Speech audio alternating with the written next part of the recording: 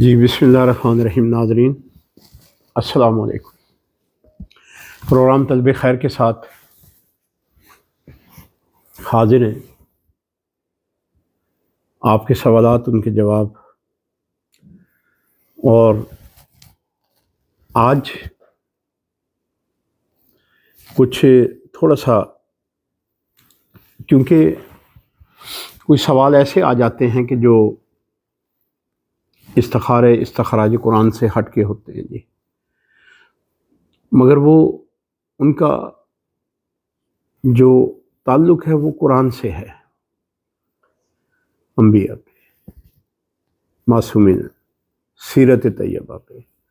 تو لہٰذا اس کا جواب دینا مجھ پہ واجب اور فرض ہو جاتا ہے، کیونکہ وہ کہتے ہیں کہ جب آپ ہر چیز قرآن سے دے رہے ہیں، آپ کونسلنگ ہے قرآن سے، آپ دے رہے ہیں قرآن سے، آپ راستہ دکھا رہے ہیں.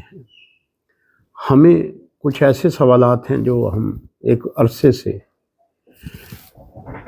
تو اب آپ کی طرف ہی ہے پروگرام دیکھا تو ہم نے سوچا کہ آپ سے پوچھتے ہیں. کہیں سے ہمیں جواب نہ مل سکا، کچھ ایسی چیزیں آتی رہی کہ جن کا ہمارے سوال کا جواب نہ تھا. یہ نہیں کہ ہم کوئی نہیں، کہ یہ جنہوں نے سوال بھیجا وہ کہتے ہیں کہ میں جامعہ ازہر مصر سے میں پڑھتا رہا، اور بھی ایک دو جگہ سے یہ چیز کا ملتا جلتا ان کے ساتھ یہ تھا. پروگرام تو میرا آج یہ تھا کہ میں آج، کیونکہ بہت کالیں آئی ہیں نجوم کے اس پہ جی، کہ جی قرآن سے اور سیرت سے اس کی رد دکھا دیں، کہ کچھ لوگ اس چیز کو مانتے نہیں. بھائی نہیں مانتے، نہ مانیں یار، کوئی بات نہیں. بہرحال آج تھا میرا قرآن سے نجوم کو، اور یہ میں ناج البلاغہ لیے بیٹھا ہوں. اس کی 77 خطبہ ہے. یہ جی آخری جملہ پڑھ رہا ہوں جی. اے لوگو، نجوم کے سیکھنے سے پرہیز کرو، مگر اتنا کہ جس سے خشکی اور تری میں راستہ معلوم کر سکو. یہ میں کبھی پھر تفسیر کروں گا.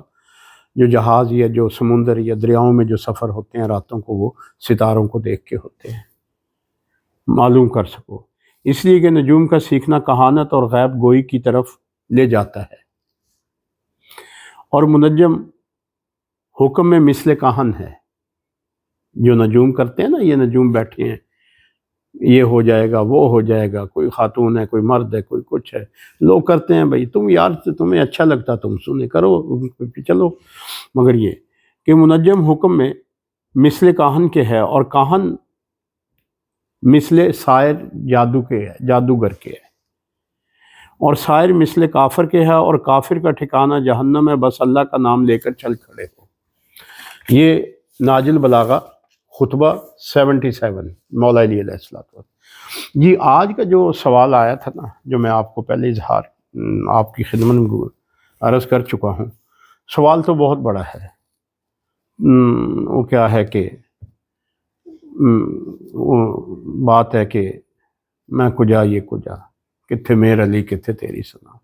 ان چیزیں جی استخاروں کی طرف بڑھیں گے آگے. کہ یہ کہا جاتا ہے کہ حضرت آدم علیہ السلام کو جب جنت سے نکالا گیا تھا تو کچھ لوگ یہ کہتے ہیں کہ آدم نے نافرمانی کی. کچھ لوگ یہ ان کے سوال ہے ان کا. کچھ لوگ یہ کہتے ہیں کہ ان سے غلطی ہوئی، گناہ ہوا. بڑے غور سے سنیے گا، سوچتے آئیے گا، ٹھیک ہے. کہیں ایسی بات، یہ میں سورہ اعراف سے بات کر رہا ہوں، سورہ اعراف سے میں بات کر رہا ہوں. جتنی گفتگو ہے میری سورہ اعراف میں سے ہے یہ ساری، ٹھیک ہے. کہ کسی نے کہا کہ ترک اولا ہوا. ترک اولا کیا چیز ہے بھائی؟ یاد رکھیے 1,24,000 انبیاء. اب یہ میری بات شروع ہو رہی ہے سورہ اعراف سے. نبی کے قول اور عمل پہ وحی کی مہر لگی ہوئی ہوتی ہے.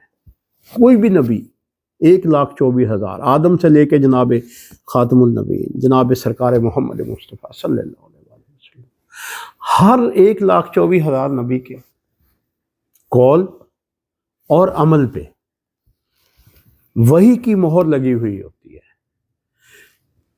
جیسے حضور کے لیے فرمایا کہ میرا نبی تو اس وقت تک جب تک وحی نہ آ جائے تو کلام نہیں کرتے، اسی طرح ہی 1,24,000 انبیاء کے اس پہ جب تک وحی نہ آئے تو وہ کلام نہیں کرتے۔ ایک نبی کی نہیں بات ہے، یہ سب انبیاء کی بات ہے، ٹھیک ہے جی۔ وحی آئے گی، کلام کریں گے، اور ان کی تصدیق نبوت کی اس پہ وحی الہیہ کی مہر ہے، نہ قول میں غلطی، نہ اعمال میں غلطی، نہ عمل میں غلطی، ٹھیک۔ اب کچھ قرآن کی ایسی آیات آ گئی جس کے ترجمے جو تھے ہمارے مسلمان علماء بھٹک گئے، معافی کے ساتھ بھٹک گئے، وہ انہیں الفاظ نہ مل سکے، یا ان کا جو اپنا مائنڈ سیٹ تھا اس کے مطابق انہوں نے ترجمہ کیا،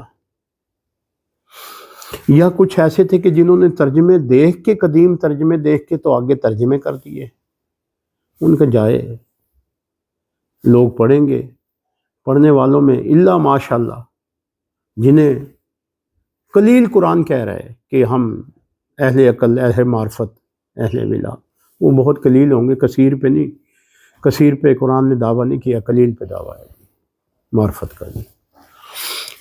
تو کچھ ایسی آیات آ گئیں جنہیں مسلمان علماء نہ سمجھ سکے، اور یہ کہہ دیا کہ فلاں نبی سے فلاں غلطی ہو گئی تھی، فلاں نبی سے فلاں غلطی ہو گئی تھی، خطا ہو گئی تھی۔ اب جناب آدم علیہ الصلوۃ والسلام، اب یہ لفظ ہے اسکنتو وزوجک ولا تقربوا ھذا الشجر، اسکنتو جاؤ سکونت اختیار کرو، کہاں؟ جنت میں، تمہاری زوجہ اور تم۔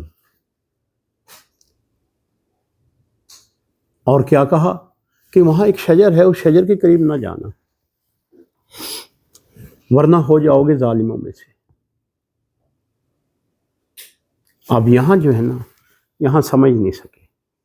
اب دیکھیے کہ ہر زبان، ہر سوچ، ہر دل، ہر عقل، ہر چیز کے اپنے اپنے معاشرے کے تہذیب و تمدن، یہ وہ کچھ ان کے اپنے الفاظات ہوتے ہیں، کچھ گفتگو کا طریقہ اپنا ہوتا ہے، جاہل کا اور ہے، عالم کا اور ہے، فقیر کا اور ہے، ٹھیک ہے جی۔ اولیاء اللہ کے بندوں کے طریقے اور ہیں، گفتگو کے طریقے ہزاروں ہزاروں ہزاروں، اس پہ وہ آپ نے کہ ہزاروں طریقے ہیں گفتگو کے۔ وہاں کیا کہہ دیا کہ وہاں اب اس سے جو وہ شجر کے قریب گئے تو وہ خطا ہو گئی۔ تو اب وہاں جو لفظ ہے نا اسکنتو، جاؤ جنت میں، یہ اہل معرفت، اہل ولا کے لیے سنیے گا، جنہوں نے آپ نے سوال کیا آپ بھی سنیے گا جی۔ تو اسکنتو جاؤ وہاں پہ سکونت اختیار کرو، حالانکہ بنایا گیا تھا تو زمین کے لیے جناب آدم کو، کہ میں زمین پہ اپنا خلیفہ بھیج رہا ہوں، بنا دیا، بنا کے خلیفہ بھیج رہا ہوں۔ جنت میں تھے، وہ چلے گئے اس شجر کے پاس، اور حکم کیا ہوا؟ اب جس نے بہکایا، جسے اللہ نے منع کیا تھا، جس نے بہکا دیا، وہ بھی وہیں پہ موجود تھا، ابلیس۔ اب کیا کہ جب وہ شجر کے قریب گئے تو وہاں شجر کے قریب جا کے جب حکم ہوا کہ نکل جاؤ میری جنت سے، حالانکہ بنائے گئے تھے زمین کے لیے، صرف وہاں سکونت اختیار کرنی تھی، سکونت تھی، وہاں رہائش اختیار کرنی تھی، سکونت اللہ نے دی تھی، حکومت نہیں دی تھی جنت کی۔ جب تک سکونت اختیار کرتے رہے، رہتے رہے وہاں، جنت کے میوے، جنت کے پھل، جنت کی نعمتیں، سب کچھ کھاتے رہے، ملتی رہی سب کچھ جو جنت میں ہے، جو وعدہ قرآن میں اس نے کیا ہوا، سب کچھ وہ آدم اور حوا، انہیں سکونت تھی، رہائش تھی، زمین کے لیے بنائے گئے تھے، حکومت نہیں تھی۔ جب جنت سے نکلے تو جنت کے پھل میوے ہر چیز سب کچھ وہ وہیں رہ گئی، بھول گئے سچ چیزیں کہ کبھی جنت میں بھی تھے، اور آج تک پڑھا جا رہا ہے، لکھا جا رہا ہے. ٹھیک ہے جی. اب کیوں سکونت اختیار کری؟ حکومت کسی اور کو دی اللہ نے. اب یہ اہل ولا کے لیے جملہ ہے. سکونت والے نے جو وہاں رہا، جتنے عرصہ رہا، وہاں کا کھانا، وہاں کے میوے، وہاں کی نعمتیں استعمال کرتا رہا. جنہیں خالق نے حکومت دی وہ روز منگواتے ہیں وہاں سے. یہ اس کن تو جب وہ وہاں سے نکلے آئے، جب زمین پہ اترے نا، اب یہ آپ کے سوال کا جواب آ گیا. تو جب زمین پہ اترے تو وہاں پہ اب یہ سورہ اعراف سے میں بات کر رہا ہوں. جب زمین پہ اترے نا تو اس وقت کس درخت کے قریب نہ جانا، یہ جب جنت سے نکل گئے سب، تو جب زمین پہ اتارے گئے تو اس وقت جناب آدم کے منہ سے کیا نکلا؟ ربنا ظلمنا انفسنا، ربنا ظلمنا انفسنا. جب آدم زمین پہ اتارے گئے تو ترجمہ دے رہا ہوں، آدم نے کہا کہ اے اللہ، ہم نے اپنی جانوں پہ، اپنے نفسوں پہ ظلم کیا. ہم نے اپنی جانوں پہ، اپنے نفسوں پہ ظلم کیا. یاد رکھیے گا، جب بھی مومن یہ کوئی بھی خدا کا بندہ جب بھی کوئی غلطی کرتا ہے، غلطی اس سے ہو جاتی ہے. یہ دنیا دار کے لیے، نبی کے لیے نہیں میں کہہ رہا، یہ دنیا دار کے لیے نہیں. تو وہ کیا کرتا ہے؟ وہ استغفار کرتا ہے، وہ بخشش مانگتا ہے، وہ پشیمان ہوتا ہے، وہ نادم ہوتا ہے اپنے کیے پہ. انہوں نے کیا کہا کہ اے اللہ، ہم نے اپنے نفسوں پہ، اپنی جانوں پہ ظلم کیا. یاد رکھنا، اپنے نفس اور اپنی جان پہ ظلم کرنا گناہ نہیں ہے، خطا نہیں ہے. اپنے نفس پہ جو ظلم جو آپ سمجھتے ہو نا، جو قرآن میں ترجمہ کر دیا، وہ ظلم اس زمانے کا ہے، زیادتی کا، قتل کر دیا، زیادتی کر دی، چوری کر دی، ڈاکہ زنی ہوگی، یہ چیزیں. یہ ظلم وہ ہے، یہ قرآن والا نہیں ہے جو قرآن میں کہا گیا. قرآن میں کہا گیا کہ ہم نے اپنے نفسوں پہ کیا کیا؟ ظلم کیا. یہ کیا ہوا؟ یہ آج کہ اب ہمیں اپنی جانوں پہ ظلم کر بیٹھے کہ اب کیا ہے کہ اب تو ہم پہ رحم فرما. اب یہ اولاد آدم سے لے کے دنیا رہتی تک یہ جملہ جو ہے یہ بخشش کے لیے، یہ غلطی کوئی جو ہو جائے یہ اس کے لیے. کیونکہ میں ایک لفظ کہتا ہوں، یہ انبیاء اور معصومین علیہ الصلوۃ والسلام یہ معلم بن کے آیا. معلم کا کام کیا ہے؟ معلم کا مطلب یہاں دنیا میں آ کے پڑھنا نہیں ہے، پڑھانا ہے. اب انہوں نے کیا، یہ جو جملہ قرآن میں سورہ اعراف میں آ گیا نا، ہم نے اپنی جانوں پہ ظلم کیا. اپنی جان پہ ظلم کرنا جو ہوتا ہے گناہ نہیں ہوتا. ٹھیک ہے، نہ حضرت آدم سے ترک اولا ہوا تھا، نہ ان سے غلطی ہوئی تھی، نہ ان سے وہ ظلم جو آپ دنیا کا ظلم سمجھ رہے ہیں، جو آپ دنیا کا، جس پہ آپ نے سوال کیا ہے. یہاں کا آپ کا ظلم آپ کے ذہن میں ہے. کسی یتیم کا مال کھا لینا ظلم ہے، زیادتی کر لینا ظلم ہے، قتل کر دینا ظلم ہے. یہ وہ ظلم نہیں، یہ قرآن والا جو ہے یہ ظلم اور ہے. یہ اپنی ذات پہ کہ ہم جنت سے نکلے، تو نے منع کیا تھا، ہمیں ابلیس نے بہکا دیا، تو ہم کیا ہوا؟ اب اللہ نے کہا کہ تو دونوں کو نکال دیا جنت سے، حکم ہوا کہ دونوں نکلو. اب دونوں کو جب حکم ہوا کہ دونوں جب نکلے، آدم تم بھی جاؤ، ابلیس تم بھی جاؤ. ایک اللہ کا خلیفہ بن کے نکلا، ایک رجیم بن کے نکلا. اب جو خدا اور خدا کے نبی پہ یہی جیسے کہتے ہیں نا گناہ ہوتا ہے، غلطی ہوتی ہے، جو بھی یہ بات کرے گا وہ رجیم کا پیروکار ہے. اور جس کے عقیدے کے اندر یہ کہ یہ یقین ایمان ہوگا کہ 1,24,000 انبیاء ان پہ وحی الہیہ کی مہر لگی ہوئی ہے، جو آدم کے ربنا اے پروردگار ہم نے کیا کیا؟ اپنے نفسوں پہ ظلم کیا. جو وہ آدم کے پیروکار ہیں. جب کوئی غلطی ہو جاتی ہے تو وہ توبہ کرتے ہیں. جب کوئی ان سے کوئی دنیا کا، اب یہ دنیا میں نا، اب نبی کے اس پہ نہ جانا، وہ کچھ اور بات تھی. جیسے آگے ایک آیت میں جا کے آگے جناب حضرت آدم علیہ السلام نے یہ دعا کی کہ اللہ ہم نے اپنے نفسوں پہ ظلم کیا. ابلیس نے کیا کہا کہ اللہ تو نے مجھے بہکا دیا، تو نے مجھے گمراہ کر دیا. آج جو قرآن سے اور انبیاء پہ یہ جو بات کرتے ہیں نا کہ ان سے غلطی ہوتی ہے، آج جو قرآن پہ اور انبیاء پہ جو اس قسم کی باتیں کرتے ہیں، یا وہ بہتان جو ہوتا ہے، وہ بہکاوا، وہ گمراہ کرنا، وہ شیطان کے پیروکار ہوتے ہیں. شیطان بہکاتا ہے تبھی نبیوں پہ انگلیاں اٹھتی ہیں. شیطان بہکاتا ہے تو حضرت حنظلہ کو کنویں میں پھینک کے پتھروں سے اوپر سے بند کر دیا تھا. وہ کس نے کرایا تھا؟ شیطان نے. وہ حضرت حنظلہ کی قوم ایک درخت کی پوجا کرتی تھی، صنوبر کے درخت کی. ٹھیک ہے، جو ظلم ہوئے، کیونکہ اس نے کہا نا تو نے مجھے بہکا دیا، گمراہ کیا، وہ آج تک وہی چیز چلی آ رہی ہے. اور اس کے جو خلیفہ تھا جو زمین پہ بھیجا، اس نے کہا ربنا انفسنا ظلمنا انفسنا، ہم اپنی نفسوں پہ ظلم کر بیٹھے.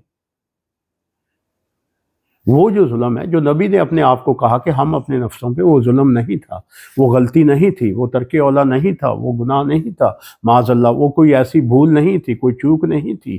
نبی نہ بھولتا ہے، نہ کسی بات میں اور نبی سے غلطی ہوتی ہے. معاذ اللہ نقل کفر نہ باشد. تو میں جو اپنے لفظوں میں آپ کو سمجھا سکا تھا سمجھا دیا.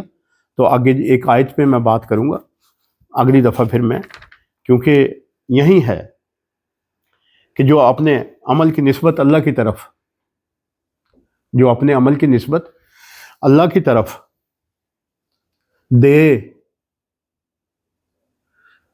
وہ کہ میں نے یہ عمل کیا، میں نے وہ عمل کیا، یہ کیا، وہ کیا، غلطی جو بھی گناہ ہوا یہ اللہ نے کروایا. لوگ کہتے ہیں نا خیر و شر والی بات جو آ جاتی ہے، لوگ کہتے ہیں نا خیر و شر کہ اللہ کی طرف سے ہے. یہ ابلیس کا جملہ ہے، یہ بہکاوا ہے جو اس نے کہا تھا اللہ تو نے مجھے بہکا دیا، مجھے گمراہ کر دیا. اس نے اللہ پہ اتنی بڑی بات کر دی، اس بے نیاز پہ اتنی بڑی بات کر دی. کہا کہ جا تو رجیم ہوا، اسے خلیفہ بنا کے بھیج دیا زمین پہ، اسے رجیم بنا دیا. وہ رجیم آج بھی بہکا رہا ہے. اب اس نے کیا کیا؟ اس نے اللہ کو یہ کہا تو اس نے اللہ کو کہا کہ میں قیامت تک تیرے لوگوں کو بہکاؤں گا، تیرے بندوں کو بہکاؤں گا. وہ بہکا رہا ہے. اور جو اپنی لغزشوں کو، اپنی غلطیوں کا اعتراف کرتے ہیں، وہ آدم کے پیروکار ہیں. اپنی غلطی، اپنی لغزش کو، گناہ علیحدہ. آدم کے جو پیروکار ہیں وہ اپنی غلطی، اپنی لغزش پہ جو اعتراف خداوندی اس کی بارگاہ میں اعتراف کرتے ہیں، اے بار الہ بخش دے، ہمیں تو معاف کر دے، وہ آدم کے پیروکار ہیں. اپنی اعتراف کی بنیاد پہ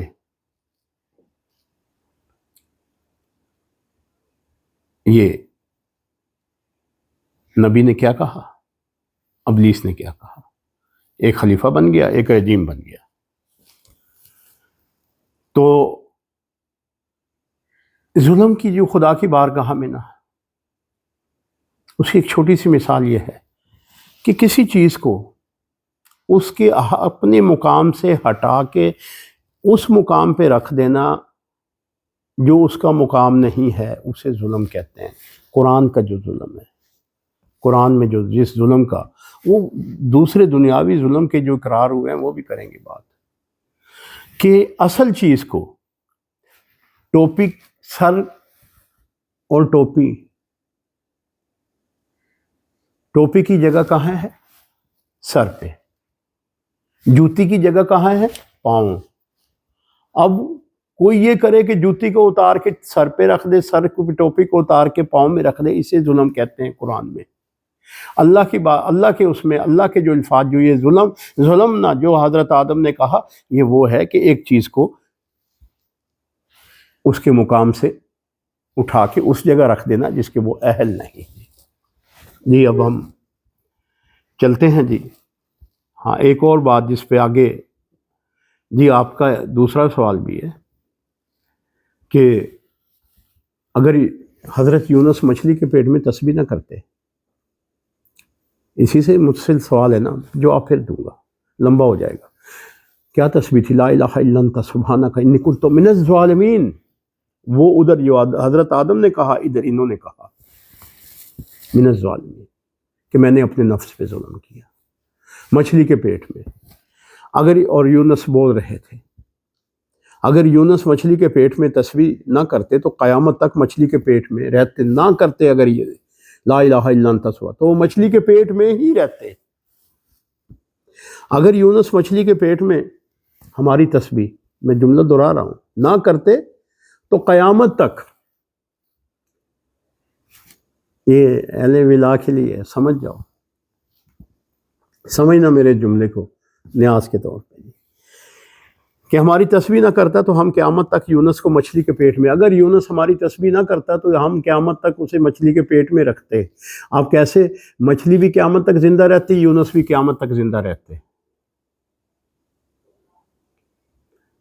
محترم، جو آپ نے سوال کیا ہے آپ کا جواب آ گیا، قرآن سے دیا جواب میں نے آپ کو، کہ اگر تسبیح نہ کرتا تو یونس قیامت تک مچھلی کے پیٹ میں رہتے، حضرت یونس نبی.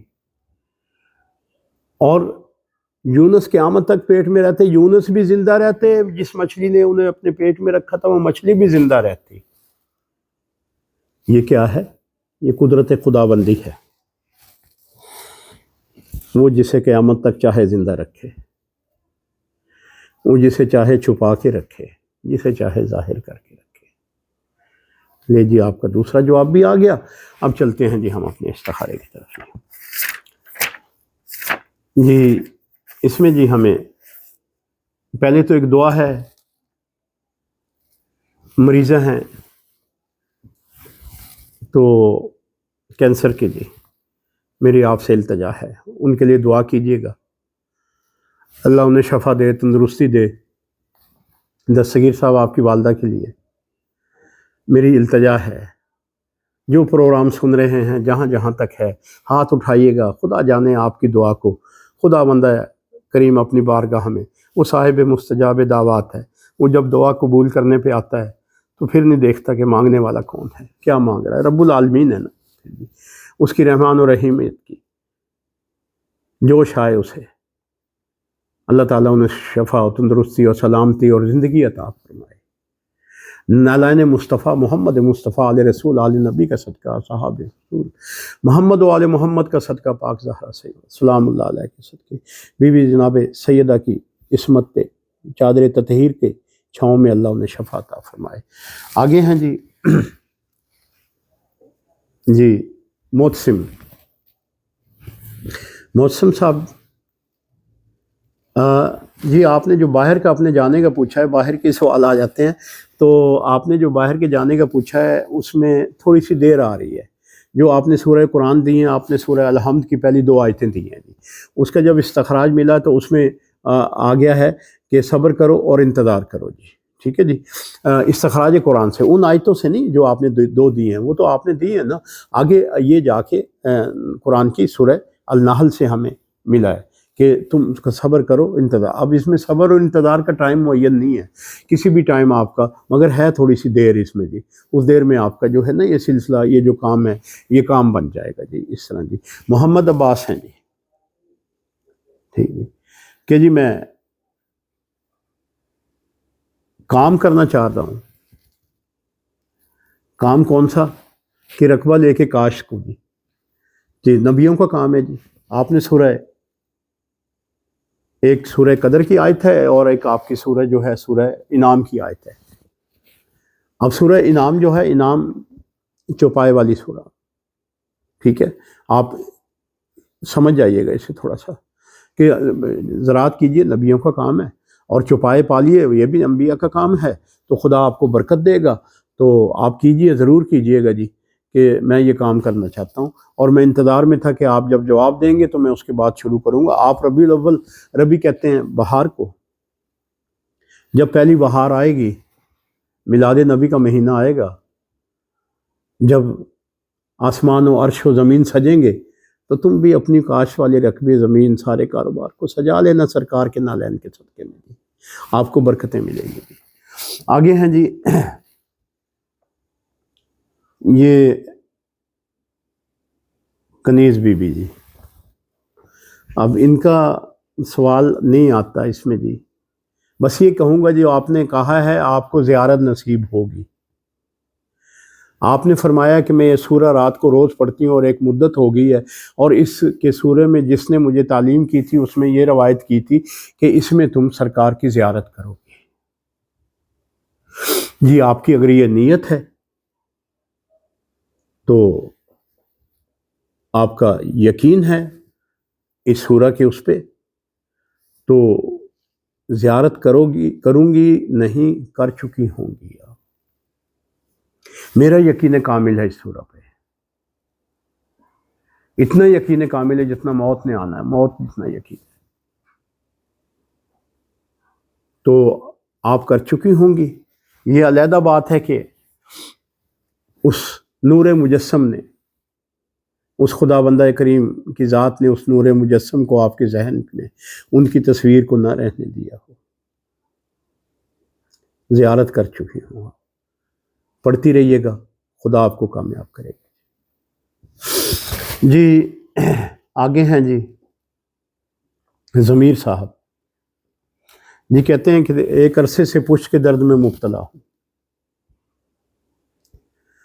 تو ایک مرض تھا جس کا میں باہر سے اپنے علاج کروایا تھا، ریڑھ کی ہڈی کا، اس کے باوجود جی تو آپریشن، ضمیر صاحب آپ یہ دیکھیے گا ذرا، جو آپ نے جب وہ آپریشن آپ باہر سے کروا کے آئے ہیں جو کچھ بھی، تو آخر میں ریڑھ کی ہڈی کے نیچے نا ایک وہ بند کرنے کے واسطے وہ لگایا جاتا ہے جی، اسے ذرا چیک کر لیجئے گا۔ آپ نے اصل تو پوچھا ہے اپنا وظیفہ جی، آپ نے اپنا وظیفہ پوچھا ہے، تو آپ کے وظیفے میں جو آ رہی ہے سورہ انبیاء، سورہ انبیاء کی آیت نمبر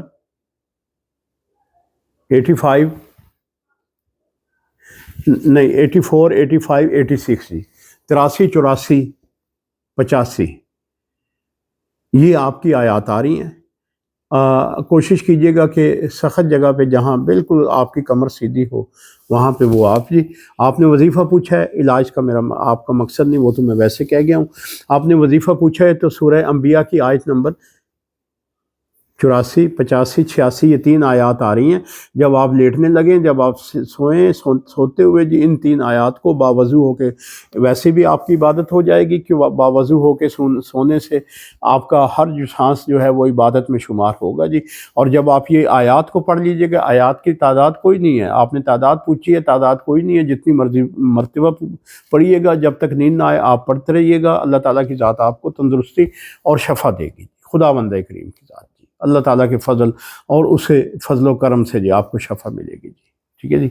تو یہ ہے جی، آگے ایک سوال ہے جی، یہ بھی احمد علی ہیں، یہ کیا الہی لکھا ہے انہوں نے جی، علی ہوں گے ضرور۔ تو جی آپ نے فروٹ کا کام